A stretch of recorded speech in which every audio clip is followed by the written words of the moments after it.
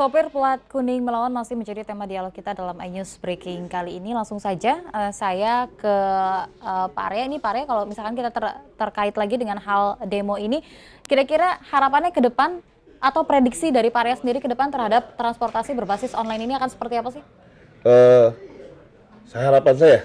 Harapan saya izinnya dipermudah. Selama ini sulit begitu?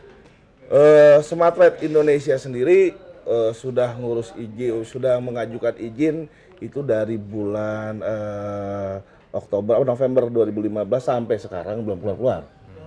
Karena Ya nggak tahu.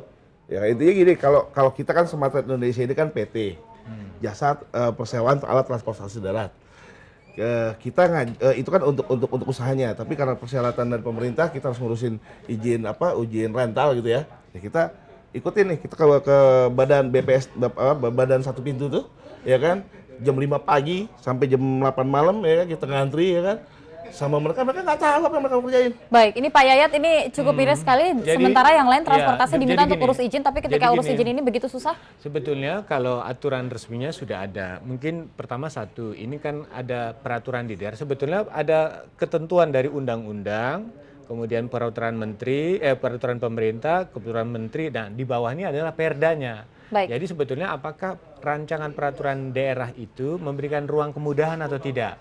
Bagaimana mekanisme peraturan yang berlaku? Nah, sekali lagi saya mengatakan prinsipnya sebetulnya izin harus dipermudah. Kemudian persyaratan izin lah yang harus dipegang. Bagaimana supaya dia bisa menghasilkan layanan publik yang murah, aman, dan membuat masyarakat lebih senang gitu kan. Harusnya memang seperti itu ya. Karena kan yang menjadi pertanyaan, nah kalau di antara aturan-aturan sekarang ini ada menjadi beban dalam kos produksinya, itu harusnya bisa dikurangi sehingga persaingan lebih sehat. Tapi sekali saya ingatkan bahwa pemerintah harus bekerja keras untuk memetakan berapa captive marketnya. Baik, sebelum pemerintah untuk menentukan captive market, kira-kira ini ada yang mengatakan bahwa demo kali ini merupakan imbas begitu ya dari keputusan pemerintah beberapa waktu lalu. Betul. Dan berikutnya untuk memutuskan begitu memutuskan pemerintah harusnya seperti apa? Kalau Pak Jonan sudah mengatakan resmi tadi kan, sesudah Pak Presiden mengatakan itu harus undang-undang mengacu pada perizinan. Nah sekarang kan menjadi pertanyaan bagaimana kebijakan di Kominfo-nya yang memberikan izin aplikasi. Ingat loh, itu izin aplikasi bukan izin transportasi.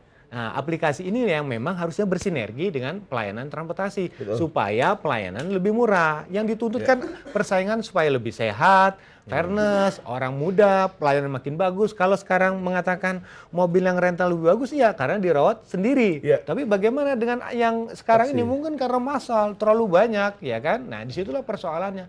Kalau yang dirawat sendiri dengan dirawat secara korporasi pasti akan beda cara melayaninya. Baik, terima kasih sekali Pak Yayat dan juga Pak Arya sudah hadir di studio kali ini untuk bergabung bersama kami di iNews Breaking. Pemirsa, itu tadi sopir plat kuning melawan yang telah menjadi tema dialog kita pada hari ini. Dan lagi-lagi ini peran dari pemerintah yang diminta untuk turun tangan secara langsung dan menyelesaikan masalah ini secara cepat agar tidak berimbas kepada dampak yang lebih panjang lagi nantinya. Pemirsa, demikian saya Yulfir Nisa dan saksikan iNews Breaking pada waktu berikutnya.